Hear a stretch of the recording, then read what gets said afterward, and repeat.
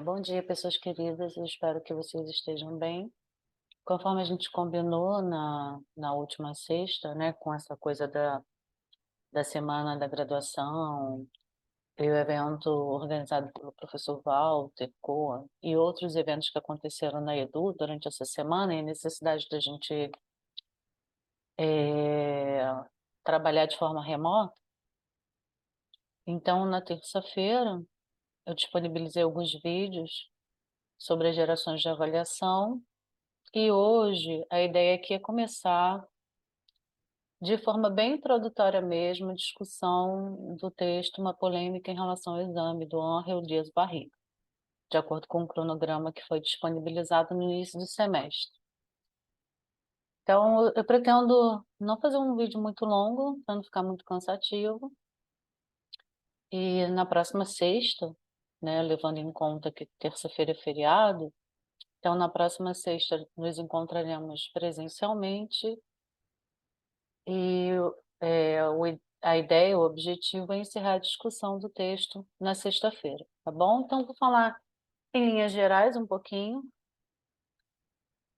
Como vocês sabem, né, eu tenho por hábito discutir cada texto em 2 aulas, então eu vou discutir um pedaço do texto e vou deixar um pouco para a gente terminar, um pouco do texto, né, para a gente terminar na sexta-feira, tá bom? Então organizei aqui um PowerPoint e também tem um vídeo que eu quero mostrar para vocês, vamos ver se vai dar certo, né? Normalmente o problema fica entre a pessoa que está na cadeira e o computador. Mas vamos ver, acho que vai dar tudo certo, já estou um pouco mais familiarizada com essa plataforma, com o Zoom, tá bom? Então, qualquer dúvida que vocês venham a ter, vocês podem colocar no chat e, né, na verdade, no fórum, né, que eu vou abrir com esse vídeo, e também a gente pode aproveitar a aula de sexta para fazer isso, para tirar as dúvidas também. Então vamos lá, espera aí que eu já estou aqui quase adiantando as coisas. Vamos lá, né? Uma polêmica em relação ao exame, é o texto, como eu disse, do Ángel Dias Barriga, ele é um pesquisador do currículo e ele trabalha na Universidade Autônoma do México, a UNAM. Esse texto, ele está nesse livro aqui, deixa eu tentar virar. Epa, é, a avaliação, uma prática em busca de novos sentidos, organizada pela Maria Teresa Esteban. Ela fez a... Gente, isso é difícil, hein? De mostrar a capa do livro. Ela traduziu o texto do espanhol, porque, como eu disse, né, o Barriga, nós o chamamos de Barriga, ele é mexicano, tá bom? Então vamos lá. Gente, o nariz coça muito porque não é Covid, é rinite. Aliás, eu queria até achar essa camisa, porque é a minha camisa, né? Eu tô sempre com o nariz escorrendo e com o nariz coçando e espirrando por conta, eu sou muito alérgica, tá bom? Mesmo dentro da minha casa. Então vamos lá. Para a gente começar uma provocação, né? Tem uma tirinha do Calvin, e aí a conversa. Qual foi a sua nota? Eu tirei um A. É mesmo? Puxa, eu não queria estar no seu lugar. Eu tirei um C. Mas por que razão você prefere tirar um C a tirar um A, né? Quase que ela continua. Não tem muita lógica isso. E aí ele fala: a minha vida fica mais fácil se eu mantiver a expectativa das pessoas em um nível baixo. Essa tira tem tudo a ver com a pedagogia do exame, né? O que que é, antes da gente chegar na pedagogia do exame, o que que é o exame na avaliação, né? Em determinado momento, nesse capítulo do livro, o Barriga até fala que o termo exame é substituído pela palavra avaliação, pelo termo avaliação, que é um termo mais científico. Mas o que que seria o exame, né? Na área de avaliação, o exame ele é pensado como o resultado. Então, não existe uma preocupação muito grande com o processo. É necessário que se tenha o resultado, que se alcance o bom resultado. Explicando melhor que se tenha as boas notas. É aquela velha e clássica situação. Eu posso ter tirado... Isso aconteceu comigo. Eu tirei 10 numa prova de física e até hoje não sei como eu consegui fazer isso. Mas o que interessa é que eu tirei 10. Eu precisava tirar 8, porque sabe como é que é, né? Eu vendo miçanga na praia, não sou muito boa com essas coisas de número. E eu estava precisando tirar 8, uma nota muito grande para obter a média, e eu consegui tirar 10. Até hoje não sei como. Bom, se eu tivesse aprendido, eu saberia. A partir do momento que... mas não era necessário. O necessário era tirar a nota. Né? Então, por isso que ele brinca aqui. A minha expectativa, ninguém pega no meu pé, porque eu continuo com nota, né? Com conceito, melhor dizendo, C. Vocês não são dessa época, né? Na minha época tinha essa coisa dos conceitos A, B, C, D e E. Em ordem hierárquica, o A era de 9 a 10, né? E aí vinha em ordem decrescente. O E era o pior, né? Era quem ficava reprovado, a letra D e a letra E. Ah, então ele está brincando um pouco com essa expectativa, né? Com o exame.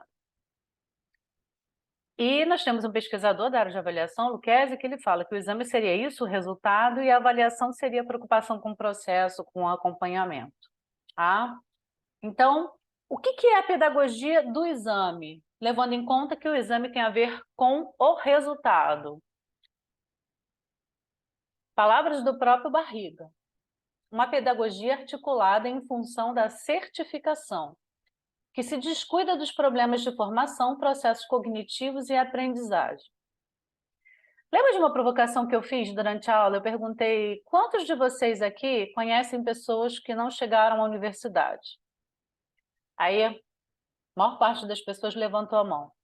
E depois eu perguntei assim, quantos de vocês aqui conhecem pessoas que chegaram à universidade, mas estão em universidade privada, não conseguiram passar no vestibular ou no Enem? Muitas pessoas levantaram a mão.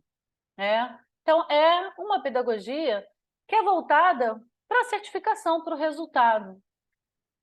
Não está preocupada com a formação, se está aprendendo, se é bom estar na escola. A preocupação é o resultado.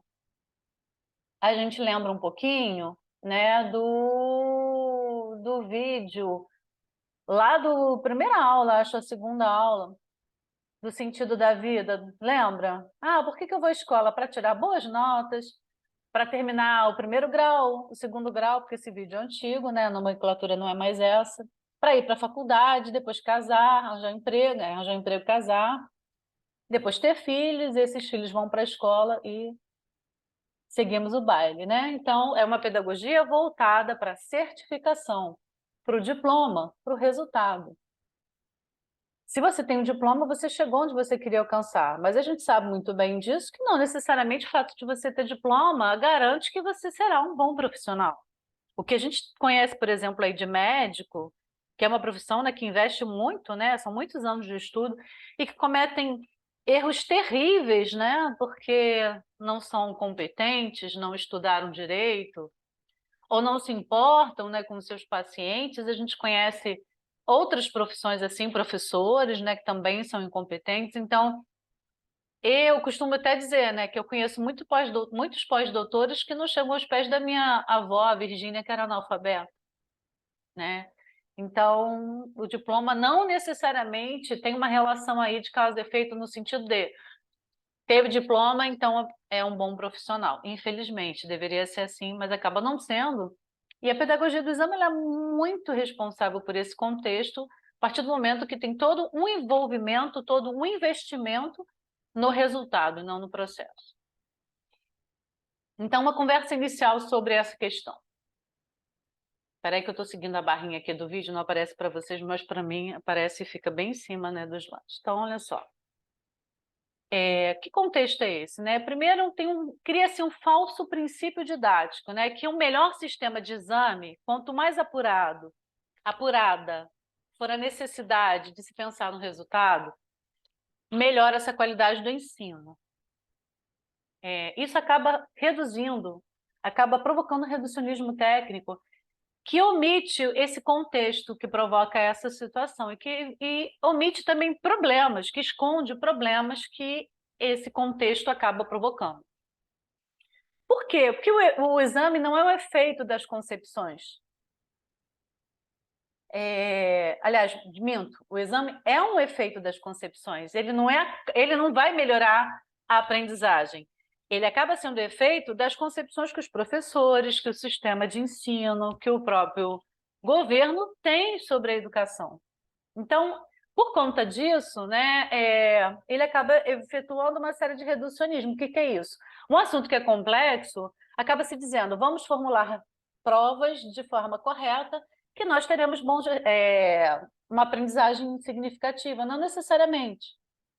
Aliás, eu já trouxe essa discussão algumas vezes na aula. Claro que é necessário a gente formular a prova de forma clara, né? É um direito do estudante saber como ele está sendo avaliado. Mas isso não significa que, quanto melhor tiver formulada a prova, isso não significa que a educação será uma educação de qualidade. Porque a prova, né, nesse contexto, né, ela é uma prova, é um certificado, ela certifica que você sabe. Mas a gente sabe, até o exemplo que eu dei aí da nota que eu tirei, da prova de física que eu tirei 10, que muitas vezes a gente aprende como fazer a prova, não necessariamente a gente aprende o conteúdo da prova. Isso eu não estou falando, eu estou falando assim, se a gente agir na honestidade, existem ainda as formas de burlar, como a cola, enfim, outras situações que a gente conhece, que torna possível a gente burlar a prova. Então, né, lá pelos idos do texto, tem o Barriga, ele cita um autor, eu esqueci o nome, que ele fala o seguinte: quando eu respondo uma questão de geografia, a única coisa que eu posso afirmar de fato é que eu soube responder aquela questão de geografia. Daí é dizer que eu aprendi o conceito, que eu soube utilizar na minha vida, que a partir desse conceito eu aprendi outros conceitos, aí eu não posso afirmar isso, porque isso é complexo demais e a prova é um instrumento simples, ela não tem como atestar que isso de fato aconteceu. Então, o objetivo desse texto é apresentar a evolução da prática do exame na história da pedagogia. Então, por que a gente valoriza tanto? Se o exame ele cria uma série de reducionismos, né? Ele pega uma questão que é complexa, que são os processos de aprendizagem, e reduz a uma prova. Por que então acontece dessa forma? Por que no início do semestre eu cheguei perguntando que é avaliação para você e você virou e respondeu prova e nota? É mais ou menos isso que a gente vai entender agora, a partir desse texto e do próximo que a gente vai discutir depois, que é o texto do Cipriano Lucchesi, que também fala do exame. Espera aí que não foi. Também eu estou com a setinha no lugar errado. Peraí, ih, gente, peraí.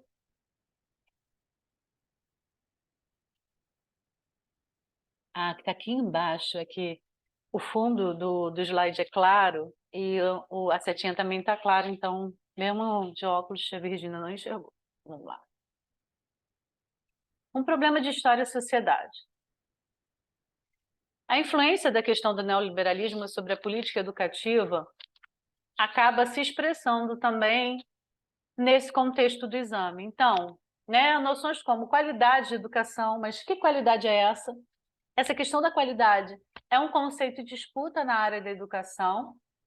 A questão da eficiência e da eficácia do sistema educativo.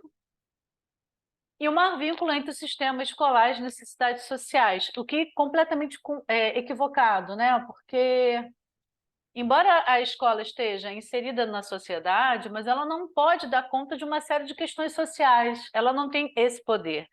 Lembro muito do Paulo Freire, né? Que ele dizia, né, que a educação sozinha não muda a realidade, mas ela faz parte desse processo de mudança. Por que ela sozinha não muda?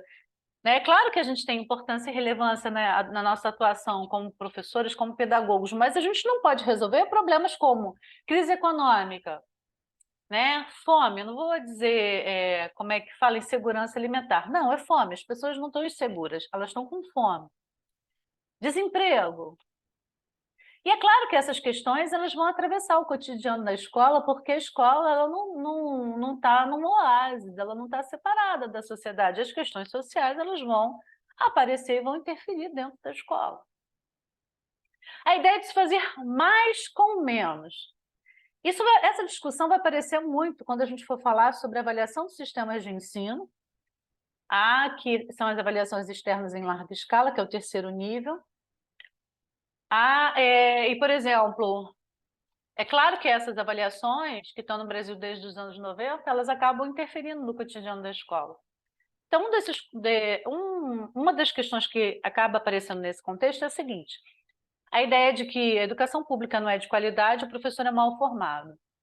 Então, o que se faz? Compra-se pacotes pedagógicos de empresas, da iniciativa privada. Agora, eu vou falar rapidamente sobre a questão. Quando a gente chegar lá no terceiro nível, eu vou destrinchar mais. Então, é muito comum que prefeituras, né, redes públicas municipais, comprem pacotes pedagógicos, cursos, apostilas, materiais para serem usados com as crianças e adolescentes, porque são materiais altamente prescritivos. O que é isso? Faça faça aquilo, não faça isso que vai dar certo. E é claro que você vai gastar, por mais que se gaste muito dinheiro comprando esses pacotes, né, porque essas empresas elas não estão fazendo filantropia, elas estão ganhando dinheiro, mas se gasta muito menos do que, por exemplo, um trabalho de formação continuada a longo prazo, né? O professor, eu já disse para vocês, eu hoje, Virgínia, 31 anos de magistério, 2 especializações, mestrado, doutorado. Lógico que eu não sou a mesma profissional que começou lá em 1991. Tive toda uma trajetória para poder defender as coisas que eu defendo. Muito estudo, muita reflexão. Então, isso leva tempo e também dinheiro, né? Então, por exemplo, investir na formação, tudo bem, Virgínia, mas a gente não tem 31 anos para esperar. Ok.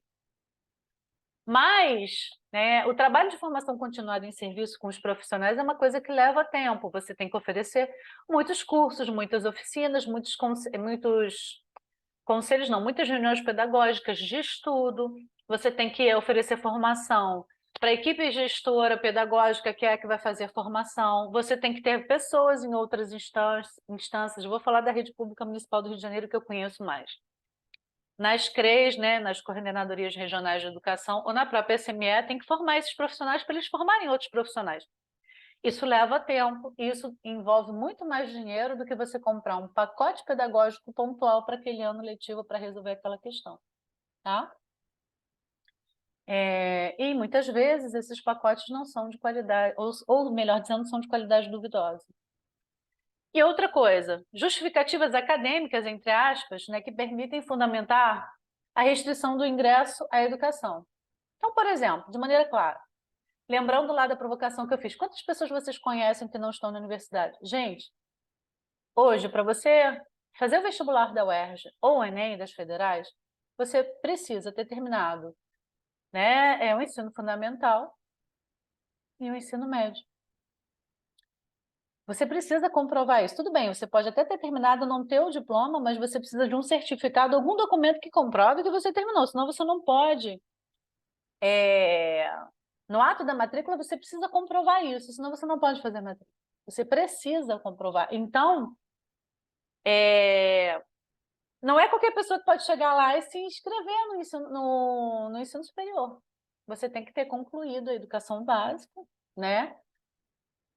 Agora, a educação infantil, que também é obrigatória, né? Então, a educação básica, né, que é a educação infantil, ensino fundamental e o ensino médio. Você tem que ter concluído isso para você poder se inscrever no vestibular e no Enem.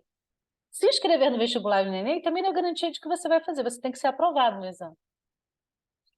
Então, você tem uma justificativa para você poder ter acesso.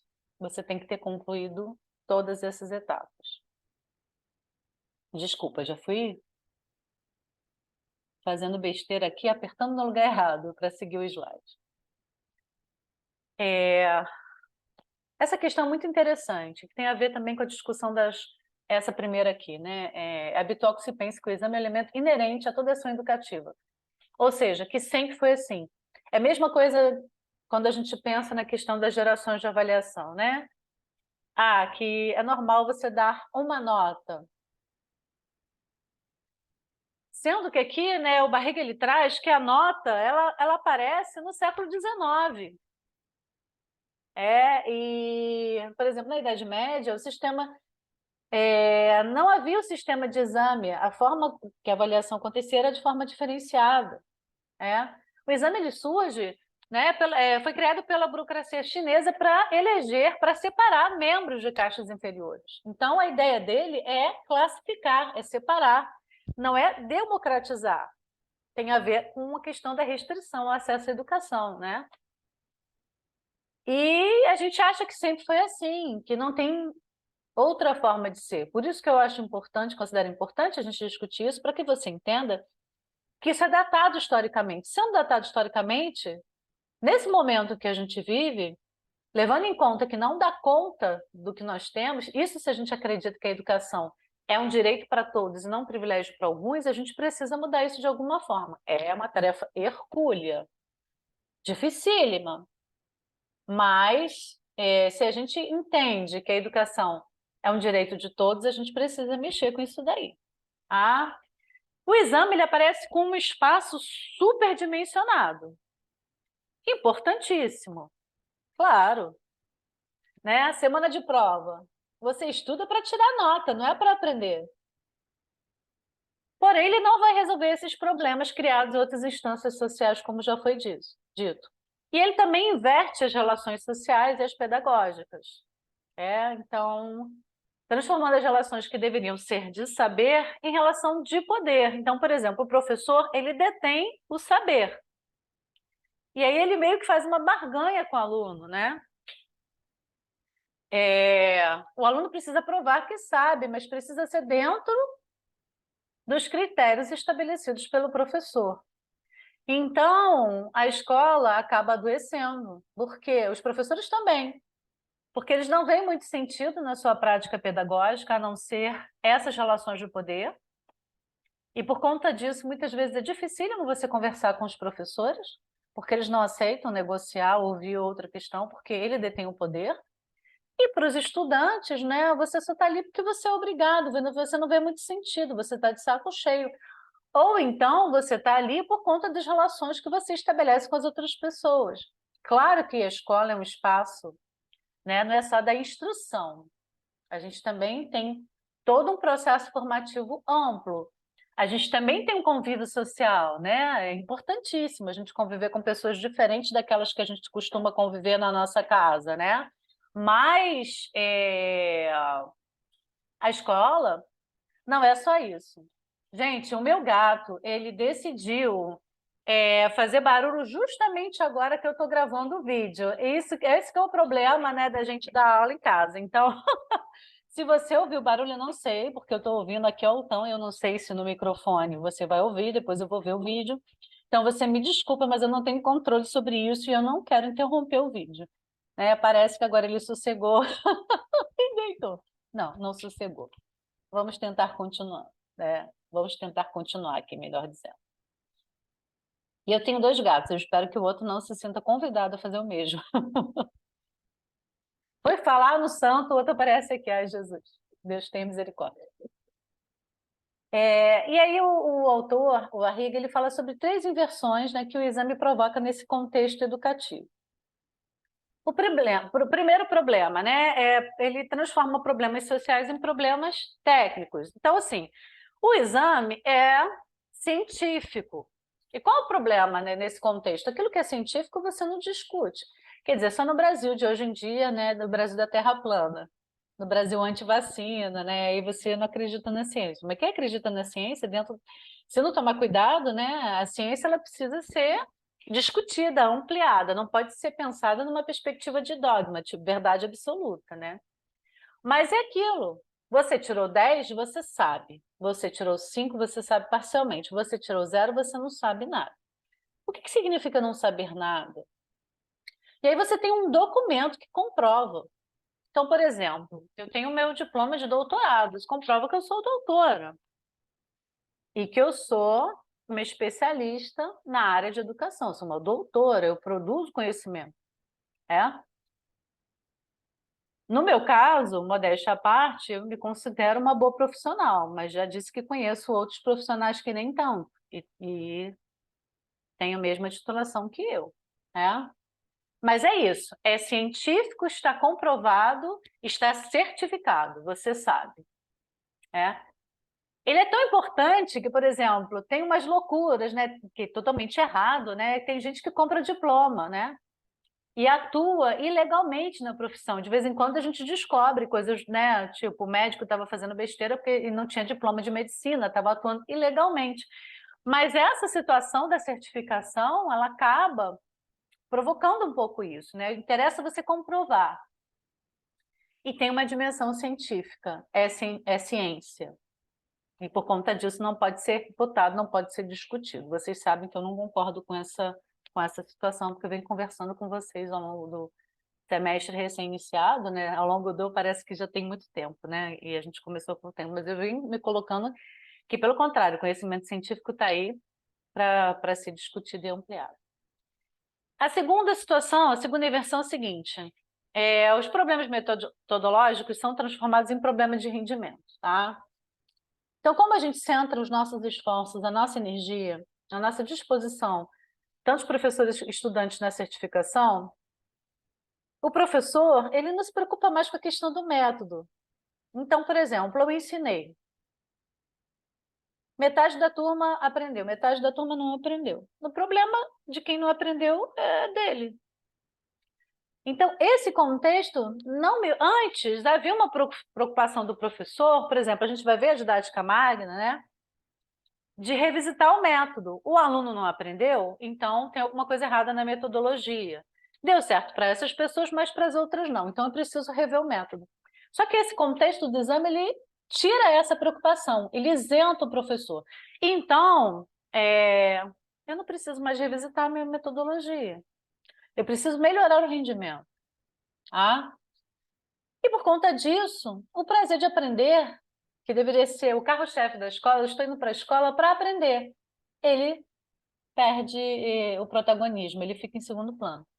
O que importa é ter boas notas e passar de ano e ir concluindo novas etapas. A terceira inversão tem a ver também com um problema científico e fala do século XX, é um contexto muito próximo da primeira geração de avaliação, que ele estabelece mecanismos científicos de controle, como, por exemplo, o teste de QI.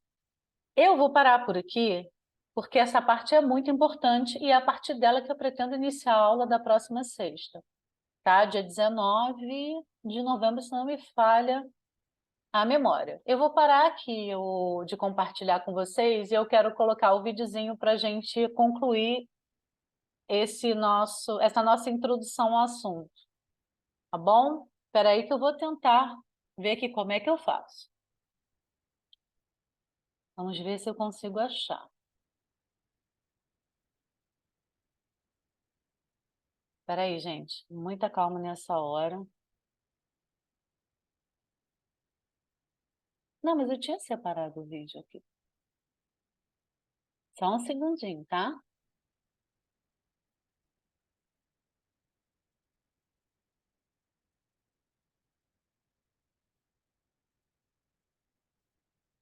Eu nunca compartilhei vídeo por aqui, não, mas eu juro que eu vou conseguir.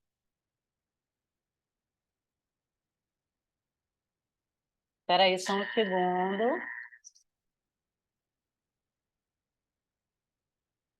Vamos lá, agora vamos lá. Muita calma nessa hora. Deixa eu voltar aqui.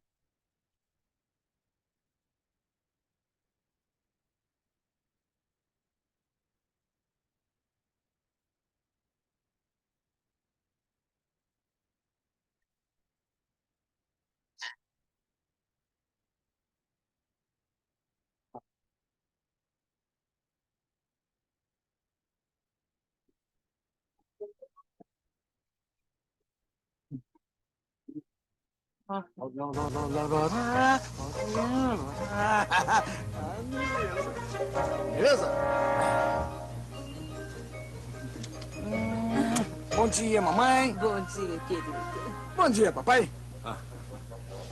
Como vai querer seus ovos, fritos ou mexidos? Eu não sei. O que são ovos? E eu vou fazer uma surpresa. Como é que a gente escreve gato? Eu não sei. Tchilito, o que está acontecendo? Eu não sei o que está acontecendo. Tudo. A minha cabeça está vazia. Eu não sei nada. Eu não sei nada.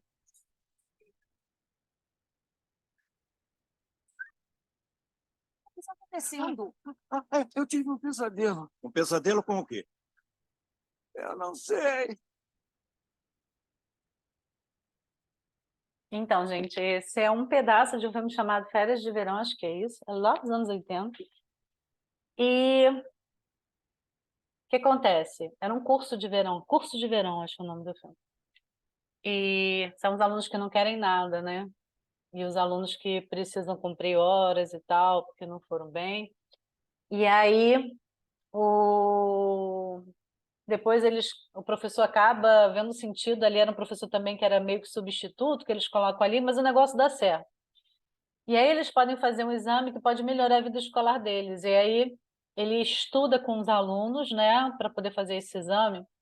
E aí um desses alunos, que era um dos mais terríveis, é esse cara, ele sonha no dia da prova que ele não sabe nada. Tem tudo a ver com a pedagogia do exame, né? A gente acaba voltado para a questão do resultado e a gente acaba não aprendendo, né? A gente acaba tendo os bons resultados, né? Aí você vai falar, mas os resultados não são bons? Claro que são. Gente, eu tenho um monte de diploma aqui na minha casa, eu não vou ser hipócrita de falar disso. Mas eu acredito firmemente que a gente precisa investir no processo, na nossa trajetória profissional e acadêmica. Quando a gente investe acadêmica no estudo, o resultado profissional também aparece. E não só o profissional, a gente também consegue os diplomas, só que desse jeito a gente aprende. Quando a gente só investe no resultado, a gente pode ter resultado, mas não necessariamente vai causar alguma mudança efetiva na nossa vida, tá bom? Espero que vocês tenham gostado. Dúvidas e comentários, estarei aguardando vocês. Beijo grande, bom final de semana e até a próxima sexta.